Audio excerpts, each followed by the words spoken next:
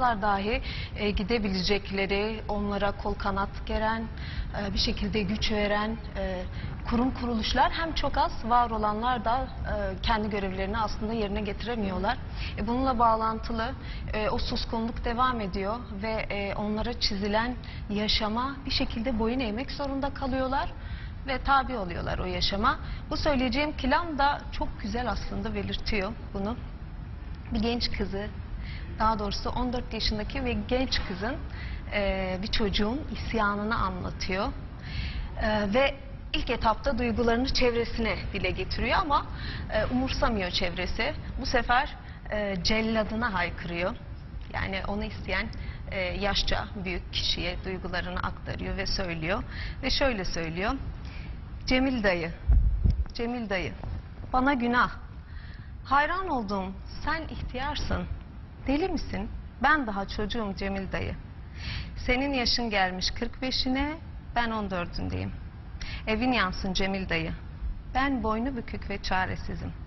Cemil dayı, ben senin ağzının payı mıyım? Sebebim olma, bana günah. Ve daha bakalım neler söylüyor. Hadi.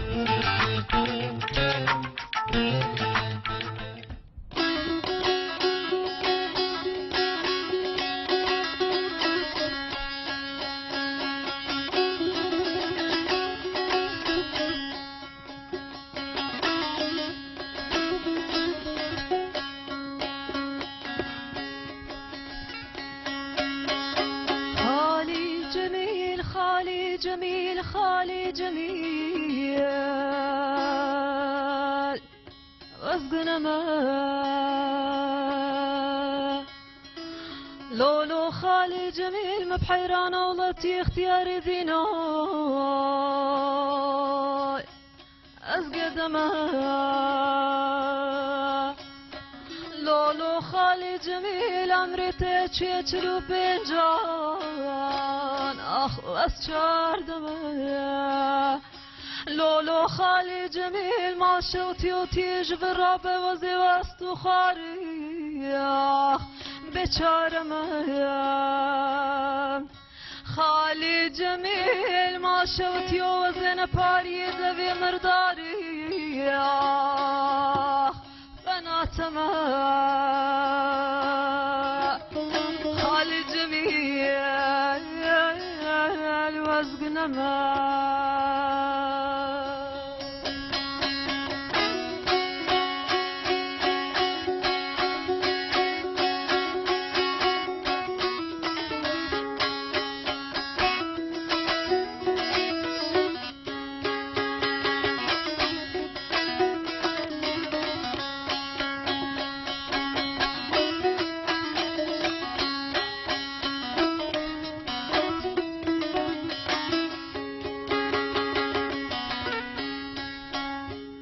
لولو خالي جميل مال خراب ولطيج برابط ومازني شونا خالي مني لولو خالي جميل تمازني شونا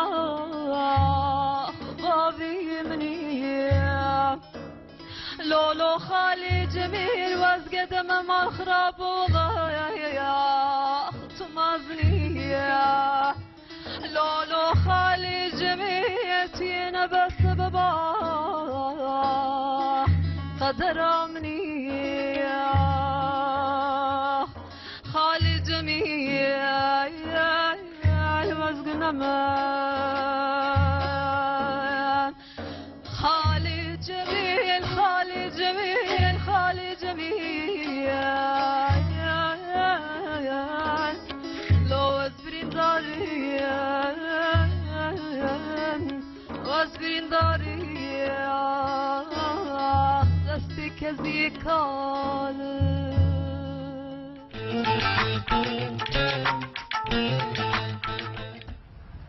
Ağzınıza elinize sağlık kızlar. Çok güzel. Şimdi bunlar hep yeni öğrendiğim şeyler ama enteresan. Cennet sıvası diye biliniyor kına arkadaşlar. Kına yakılmazsa o gelin cennete gidemez. Sizler evli değilsiniz de ben evlenmiş, kına gecem falan olmadı. Demek ki ben cennetlik değilim. Biz hemen fazla kültür yapmıştık. Hani bütün düğünlerde kına gecesi olacak diye düşünmediğim için ben şimdi cennete gidemeyeceğimi öğrendim. Evet, bu inanca göre kızın gelin gittiği evde acı ve eziyet çekeceği, rahat günlerin biteceği, zor günlerin başlayacağı düşünüldüğü için baba evinden çıkış, hani demin de konuştuk, ölüme çok eşdeğer tutuluyor, ölümle çok benzer bulunuyor. Bunları çok kısa kısa geçelim de genelde kına türkülerine devam edelim diye düşünüyorum. Şimdi Evet. Karadeniz'den bir kına türküsü getirdin değil mi Karadeniz'den bir Özlem? kına türküsü buldum. Yani ben bir Antepli olarak şivesini veremeyebilirim ama bir Yok, deneyeceğim. ezgisi çok hoşuma gitti ama Evet, bağlaması güzel. söylemeyi düşünüyorum.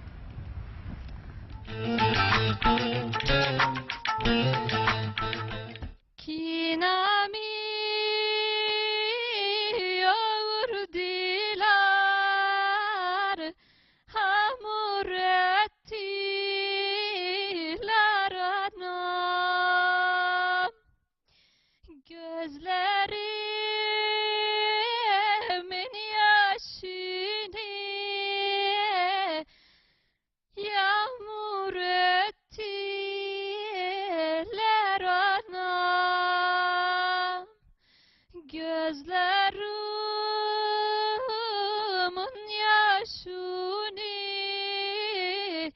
yağmur ettiler anam. Ağlama canım anam, ben gelin oldum gelin. Şu 3 günün içinde elin oldum ben elin. Ben senden ayrılmazdım, eller ayırdı anam. Senin bu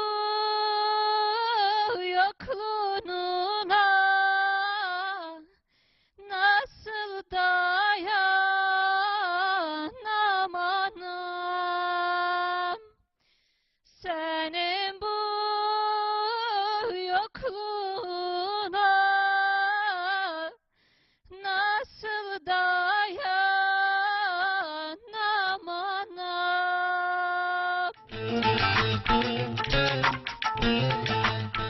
Ritüeller niye yapılıyor? Kına gecelerinde de konuşmuştuk bayağı.